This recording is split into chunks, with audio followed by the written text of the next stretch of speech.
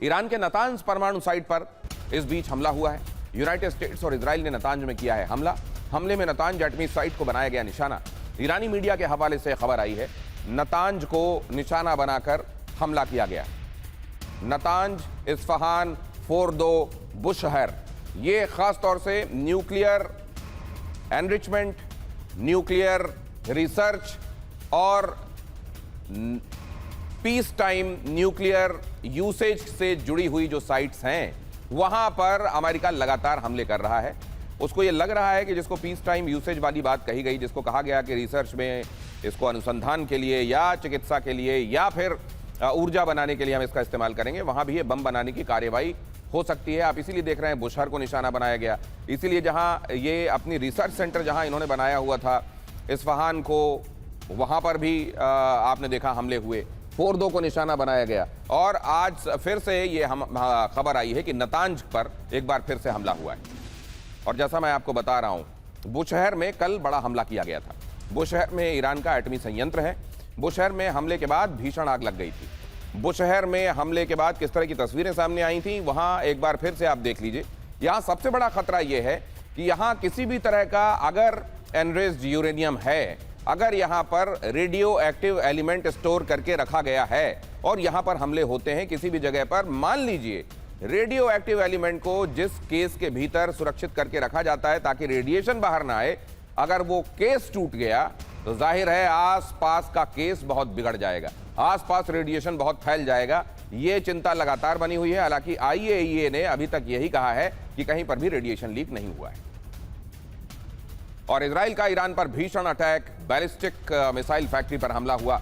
बमबारी के बाद फैक्ट्री में भारी तबाही हुई। अहवाज क्षेत्र में मिसाइल फैक्ट्री है और यहां पर देखिए ये मिसाइल फैक्ट्री में जब हमला किया गया तो किस तरह की तस्वीरें थी। न सिर्फ ईरान की बैलिस्टिक मिसाइलों से अमेरिका खौफजदा है, बल्कि उसके परमाणु कार्यक्रम को भी आगे जारी नहीं रहने देना चाहता। खास तौर से मिसाइल जिन जगहों पर इनका प्रोडक्शन हो रहा है, जिन जगहों पर इनको स्टोर करके रखा जा रहा है, या जिन जगहों से साइलोज में फिट करके, ये लॉन्चर में फिट करके साइलोज से जहां पर हमले हो रहे हैं, उन तमाम जगहों को आइडेंटिफाई करके हमला किया जा रहा है। और ऐसी ही बैलिस्टिक मिसाइल फैक्ट्री पर यहां हमला हुआ है, जहां बमबारी के बाद फैक्ट्री में भारी तबाही। आप जानते हैं कि मिसाइल के प्रोडक्शन के लिए जिन चीज़ों का इस्तेमाल होता है वो ऐसी चीज़ें हैं जहां बमबारी के बाद यहाँ कंबक्शन के चलते एक बड़ी तबाही हो सकती है, और वही आपको यहाँ दिखाई दे रहा है। बमबारी के बाद ये धुआं आपको ये बताने के लिए काफ़ी कि यहाँ किस कदर तबाही उसके बाद बरपा हुई।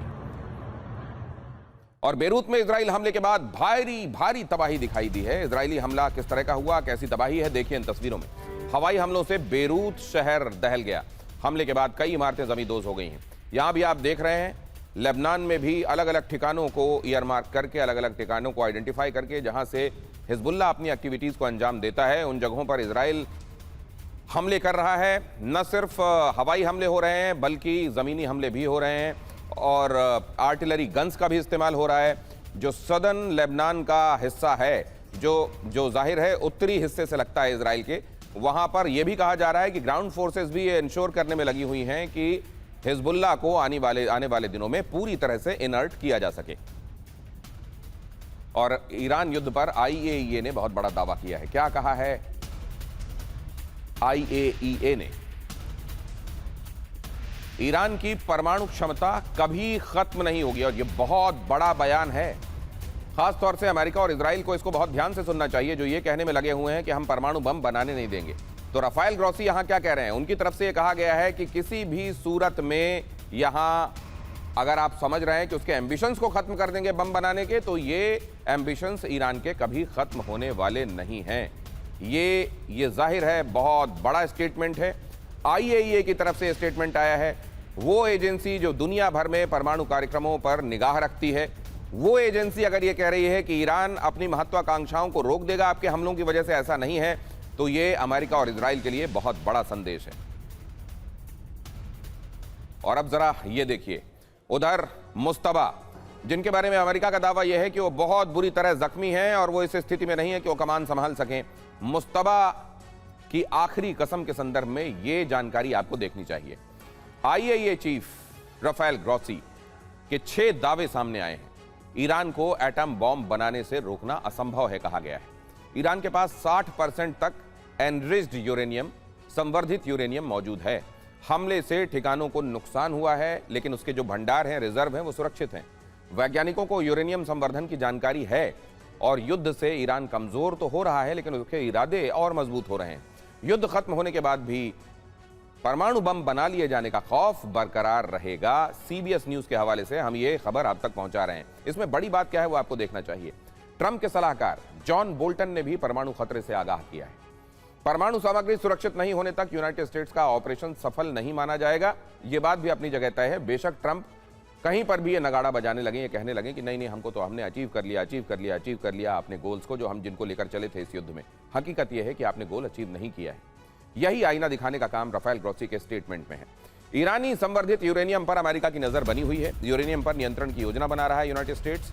व्हाइट हाउस ने कहा अब सभी विकल्प खुले हुए हैं। अब इसका मतलब क्या है, सभी विकल्प खुले हुए हैं? पहले कौन से विकल्प आपने आजमाने में कसर छोड़ दी जो आप सभी विकल्प खुले हुए हैं? क्या आपने परमाणु साइट्स पर हमला नहीं किया? क्या आपको जहां लग रहा है कि यहां न्यूक्लियर ईंधन स्टोर करके रखा गया है, वो एनरिच्ड यूरेनियम रखा गया है? आपने तो ये जून में ही दावा किया था, 2025 में ही आपने कह दिया था कि हमने उन जगहों को नष्ट कर दिया है। तो फिर अब कौन सा यूरेनियम बचा हुआ है, या कहां पर आपको अब भी लग रहा है कि परमाणु बम बनाए जा सकते हैं? ये एक बड़ा सवाल है। या तो आपका तब का दावा गलत था, या आज आपके जो अंदेशे हैं वो गलत हैं। अब देखिए जरा, ईरानी यूरेनियम पर कब्जे का जो प्लान बनाया जा रहा है, यूनाइटेड स्टेट्स ने कहा है कि हम तमाम विकल्प खुले रख रहे हैं।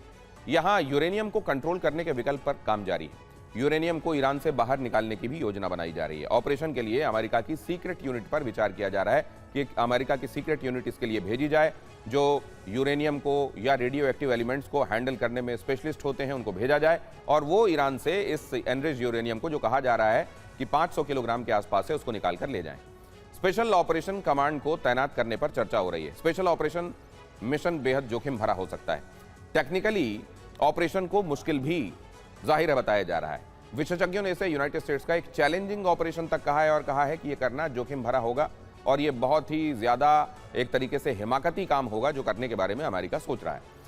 ईरान के खिलाफ अमेरिका और इजराइल के घातक हमले चौंकाने वाले हैं, लेकिन दुनिया अब तक ये नहीं समझ पा रही है कि आखिर इन हमलों के पीछे ट्रंप का मकसद क्या है।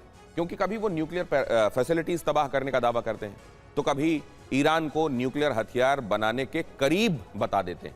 हालांकि इन हमलों ने एक बात पूरी तरह साफ कर दी है कि अमेरिका को भी ईरान के समृद्ध यूरेनियम की जानकारी नहीं है, जिसकी पुष्टि होती है ईरान में अमेरिका के ग्राउंड ऑपरेशन की तैयारी से। ऐसा क्यों कहा जा रहा है, इस रिपोर्ट में देखिए। लेकिन सबसे बड़ा सवाल यह है कि ट्रंप का मिशन ईरान है क्या? पहला, हॉर्मुज पर नियंत्रण करके समुद्री मार्ग को सुरक्षित करना ताकि दुनिया की तेल सप्लाई लाइन को फिर से खोला जा सके और हॉर्मुज से लगे तटीय मिसाइल ठिकानों पर कब्जा किया जा सके। दूसरा लक्ष्य है खर्ग द्वीप पर नियंत्रण और तीसरा है संवर्धित यूरेनियम हड़पना ताकि ईरान के 90% तेल निर्यात का केंद्र अमेरिका के पास आ जाए और ईरान के अर्थतंत्र की गाड़ी अमेरिका चला सके। तो क्या ट्रंप कुछ छिपा रहे हैं, जिसमें उन्होंने कहा है कि मैं कहीं भी सेना नहीं भेज रहा हूं? अगर ऐसा होता तो सभी को बता दिया जाता। रिपोर्ट यह भी है कि अमेरिका ने मरीन की तैनाती तेज कर दी है। सैन डिएगो से 11वीं मरीन यूनिट रवाना हो चुकी है और इस ऑपरेशन में 2200 घातक कमांडो शामिल हैं। ईरान के गुप्त मिसाइल ठिकाने और ईरानी न्यूक्लियर साइट को तबाह करना। युद्ध मंत्री का दावा है कि पेंटागन को युद्ध के लिए $200 बिलियन के अतिरिक्त फंड की जरूरत है। और द अटलांटिक की रिपोर्ट में चौंकाने वाला दावा सामने आया है। ईरान युद्ध में ट्रंप का प्लान ए फेल हो गया है, ये द अटलांटिक की रिपोर्ट कहती। ट्रंप के पास आगे के लिए कोई प्लान बी नहीं है।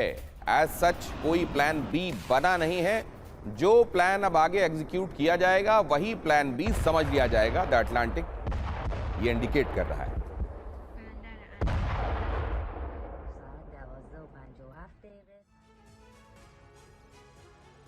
तो तब जबकि पूरी दुनिया में यह चर्चा हो रही है कि प्लान ए और प्लान बी कैसे समझा जाए। प्लान ए क्या था और प्लान बी क्या है? प्लान ए जो कहा जा रहा है फेल हो गया, वो क्या? असल में तो ट्रंप के बार बार बदलते हुए बयान इस दौरान सामने आए। यह स्पष्ट ही नहीं हो पाया कि किस लक्ष्य को लेकर वो सामने इस युद्ध में गए हैं। कभी परमाणु की बात हुई, कभी आतंकवाद का जिक्र होने लगा और कभी बैलिस्टिक मिसाइलों को खतरा बताया जाने लगा। 22 दिन में कोई एक टारगेट तय हुआ हो जो बार बार सुनाई दे और उसको लेकर काम दिखाई दें कि किए जा रहे हैं उस दिशा में, ऐसा समझ में आया नहीं। शुरुआत में नई सरकार लाने की बात की गई, ईरानी सरकार गिरने के बजाय और मजबूत हो गई। इराक अफगानिस्तान से सबक नहीं लिया गया, किस तरीके से अमेरिका वहां जाकर फंस गया था, फॉरएवर वॉर वाली सिचुएशन आ गई थी। लक्ष्य में सफलता नहीं मिली, ना तो सरकार बदली, ना यूरेनियम का जखीरा मिला, सो कॉल्ड जखीरा, ना ही मिसाइलें नष्ट हुई। तो अब आगे प्लान बी क्या है? फिलहाल कोई ठोस प्लान बी दिखाई नहीं दे रहा है। जल्द जीत घोषित करने का ही एक विकल्प है कि जो हो गया, जितना हो गया, कहा जाए कि बस हमको इतना चलना ही था, इतना ही आना था, हमको इससे ज्यादा चलने की हमारी योजना ही नहीं थी। दबाव बनाकर सरेंडर करने की कोशिश भी की जा सकती है। जमीन पर सेना उतारे बिना हमले जारी रखे जा सकते हैं। अंदरूनी विद्रोह ही एक आखिरी उम्मीद है कि लोग अंदर से विद्रोह कर दें और फिर हम उनको थोड़ा सपोर्ट दे दें और फिर इस तरह से रिजीम चेंज हो जाए, लेकिन वो होता हुआ दिखाई नहीं दे रहा है। एक तरफ ट्रंप, ईरान की नेवी, एयर डिफेंस और पूरी एयरफोर्स के तबाह होने का दावा है ट्रंप की तरफ से। वहीं दूसरी तरफ पहली बार अमेरिका के सबसे महंगे स्टेल्थ फाइटर जेट F-35 पर हमला हुआ है। ईरान के एयर डिफेंस ने F-35 को हिट करने का दावा किया है, तस्वीरें जारी की। खाड़ी से लेकर इजराइल तक पूरा इलाका रिंग ऑफ फायर में बदल चुका है। ईरान के सस्ते ड्रोन और बैलिस्टिक मिसाइलें खाड़ी देशों के एयर डिफेंस सिस्टम को थका दे रही हैं। अमेरिका के साथी देश ही अब चेतावनी दे रहे हैं कि अगर ये जंग इसी तरीके 1 महीने और चलती रही तो यूरोप से लेकर मिडिल ईस्ट तक के हथियार डिपो खाली हो जाएंगे और अमेरिका कई साल तक किसी से युद्ध लड़ने की स्थिति में नहीं रह जाएगा। खबर है कि 19 मार्च को ईरान के एयर डिफेंस ने F-35 स्टेल्थ जेट को हिट कर दिया। अमेरिका का दावा है कि जेट इमरजेंसी लैंडिंग करके बेस पर उतरा है, लेकिन ईरान का कहना है कि F-35 क्रैश हो गया। इसके अलावा एक और F-35 फाइटर जेट भी बंदर अब्बास के ऊपर हिट हुआ है और उस जेट को मिडिल ईस्ट के एक एयरबेस पर इमरजेंसी लैंडिंग करनी पड़ी। इसके अलावा बहरीन में इंटरसेप्शन के बाद गिरे बैलिस्टिक मिसाइल के टुकड़ों से वेयरहाउस में आग लग गई। कुवैत में सीधे तेल रिफाइनरी पर ड्रोन हमला हुआ। मीना अल अहमदी रिफाइनरी में आग लग गई, जिसकी वजह से ऑपरेशन रोकना पड़ा।